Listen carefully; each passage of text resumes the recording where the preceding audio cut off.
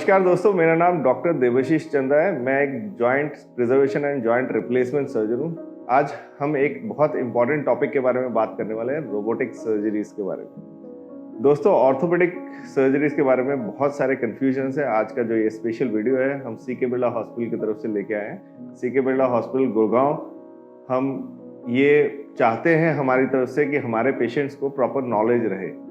बहुत सारे मिथ्स और बहुत सारे कन्फ्यूजन्स है related to robotic surgeries. Robotic surgery होती क्या है, उनके बारे में मैं आपको आज एक्सप्लेन करने वाला हूँ इस वीडियो के माध्यम से। सबसे पहला जो सवाल आता है कि नी या हिप रिप्लेसमेंट के लिए रोबोटिक सर्जरी कितनी कामयाब है, क्या ये सर्जरी हमें करानी चाहिए रोबोट के साथ या हमें अभी रुकना चाहिए। बहुत सारे लोग कंफ्यूज्ड है क्योंकि रोबोटिक सर्जरी अभी रिसेंटली लॉन्च हुई है, तो मैं उन लोगों को समझाना चाहता हूँ। देखिए, रोबोटिक सर्जरीज जो रोबोट्स है वो FDA अप्रूवल जो है उनका अभी आ रहा है।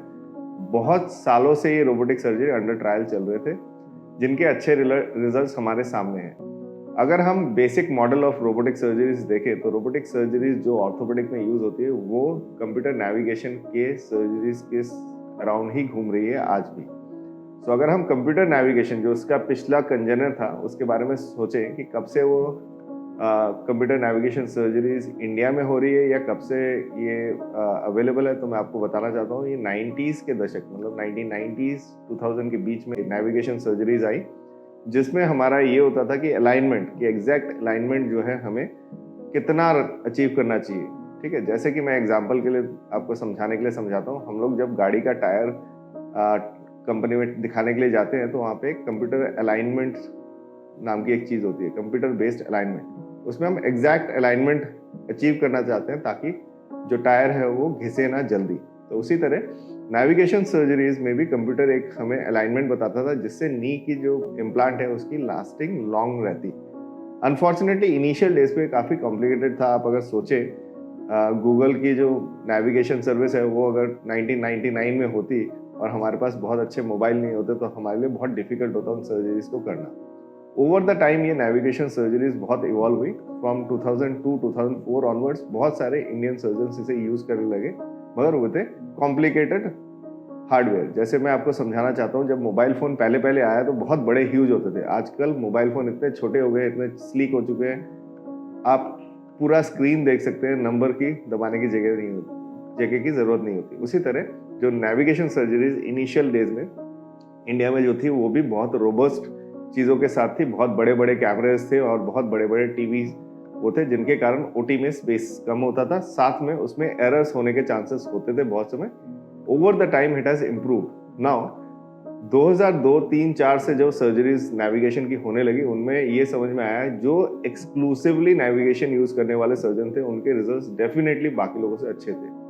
बट जितने भी डेटा आए सामने वो ऐसे लोगों ने यूज किया जिन्होंने कुछ दिन यूज किया, कुछ नेविगेशन सर्जरीज की, कुछ बिना नेविगेशन के की, तो उनके रिजल्ट्स बहुत अच्छे, फार बेटर नहीं दिखाई दिए। But those who are doing exclusively, मतलब मैं नेविगेशन के बिना सर्जरी करता ही नहीं, तो उनके रिजल्ट्स बेटर होने लगे। सो यही फिलॉसफी हम लोग यूज करना शुरू किया। जब हमारा ये सीके बिरला हॉस्पिटल खुला तो हम लोगों ने सारी सर्जरीज नेविगेशन के साथ ही करनी शुरू करी, जिससे हमारे रिजल्ट्स में क्या फ़र्क पड़ा मैं आपको बताता हूँ। जैसे मैं अगर अपने ट्रेनिंग डेज की बात करूं 2008-9 में, तो कम से कम 10 से 15 दिन या 20 दिन पेशेंट हॉस्पिटल में नी रिप्लेसमेंट के बाद एडमिट रहता था। टू ए पॉइंट हमारा लास्ट 5 साल नेविगेशन का ऐसा रहा है जिसमें कि पेशेंट सेम डे पे खड़ा होता था, दूसरे दिन पे चलना शुरू करता था और उसके अगले दिन, मतलब 48 आवर्स के अंदर ही पेशेंट डिस्चार्ज हो जाता था।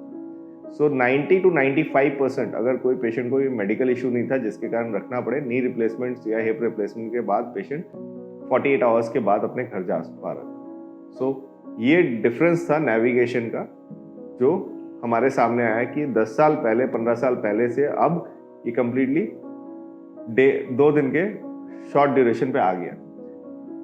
नाउ आफ्टर कमिंग रोबोटिक्स ने क्या किया, इवन और फाइन जैसे ट्यून, जैसे आपका जो नेविगेशन सिस्टम था और भी फाइन, जैसे AI आने के कारण बहुत सारी चीज़ें और स्मूदन आउट हो गई है। उसी तरह नेविगेशन के आने के बाद next step was robotic surgery. Robotic surgery 2 different type के रोबोट से होती है। एक में सर्जन रोबोट को पूरी तरह हैंडल कर रहा होता है, एक में रोबोट के साथ साइड में सर्जन खड़ा रहता है। मुझे लगता है कि एज ए सर्जन मेरी ये फीलिंग है कि मैं अपनी सर्जरीज को खुद करूं। Definitely assistance is needed, but understand assistant eight A cost. अगर मैं फ्यूचरिस्टिक बात करूं तो आपको एग्जांपल के लिए देता हूं कि आपके पास एक गाड़ी है जो आपको पार्शियली हेल्प कर रही है। जब भी आप गलत जगह पे जाते हैं तो वो अपनी स्टीयरिंग व्हील को करेक्ट करके सीधा कर देते हैं, मगर मैक्सिमम टाइम गाड़ी आप ही ड्राइव कर रहे हैं। तो ये पॉइंट एक ऐसी सेल्फ ड्रिवन कार है जिसमें आपको सिर्फ साइड में बैठे रहना है एज ए पैसेंजर, ड्राइवर भी नहीं पैसेंजर, और आपकी गाड़ी बढ़िया चल रही है। हाँ, डेफिनेटली अमेरिका जैसे कंट्रीज में ये पॉसिबल है कि गाड़ी ये बहुत अच्छे से कर रही है, बट आपने बहुत समय सुना होगा कि गाड़ी अचानक से किसी अलग जगह पे जाके धक्का मार गई या उसने सुपर क्रैश कर दिया। तो डेफिनेटली ये जो रोबोट अपने आप काम कर रहे हैं उनमें ये प्रॉब्लम्स हो सकती हैं, और इसी के लिए विजिलेंट सर्जन को रहना चाहिए। और जो सर्जरीज ऐसी असिस्टेड रोबोटिक्स है जिसमें कि सर्जन के हाथ में पूरा कमांड रहता है, सर्जन किसी भी पॉइंट पे रुक के ओवरराइड कर सकता है, उन रोबोटिक सर्जरीज में सर्जन का एक स्पेशल मोड रहता है। एज ए सर्जन आप अगर मुझे पूछेंगे कौन सा रोबोट बेटर है, तो मैं बोलूंगा definitely those which are controlled by the surgeon completely. So मैं भी वो सर्जरी में उतना ही एक्टिवली इन्वॉल्व हूँ जितना कि वो रोबोट इन्वॉल्व, जिससे कि मेरी quality of surgical skills will improve, not on a thing जहाँ पे कि मेरा कोई कंट्रोल ही ना रहे। सो ये डिसीजन आपको बनाना है कि मुझे किस सर्जरी को कौन से रोबोट से कराना है। तो डेफिनेटली इसके बारे में जाने। आप अपने सर्जन से पूछेंगे तो वो आपको एक्सप्लेन करेगा। जैसे मैंने आपको बताया, मेरा जो रोबोट है वो कंट्रोल बाय द सर्जन है, और सर्जन ही पूरी सर्जरी को कर रहा होता है along with the assistance.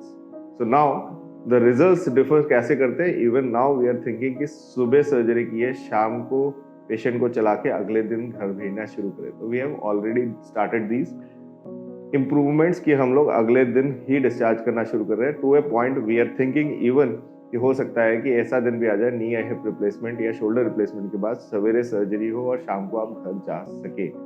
So this is the achievement और improvement what we are getting out of knee and hip replacement with robotic surgeries. अब बहुत सारे और भी कहानियां हैं कि रोबोटिक सर्जरी कितनी सेफ है, तो मैं आपको समझा देता हूँ। रोबोटिक सर्जरीज कंप्लीटली सेफ है until unless they are actually driven और handle by the surgeon himself. बहुत सारे लोगों का ये क्वेरी है कि सर रोबोट ही अगर सर्जरी करेगा तो आप करेंगे कि नहीं करेंगे। देखिए, रोबोट को चलाने की जो ट्रेनिंग है वो मुझे लगता है सर्जन को ही दी जा रही है इस वक्त, सर्जन ही उसे कर रहा है। इसलिए surgeon assisted robot is better than complete automated robot जिसमें कि सर्जन का हाथ ही ना हो।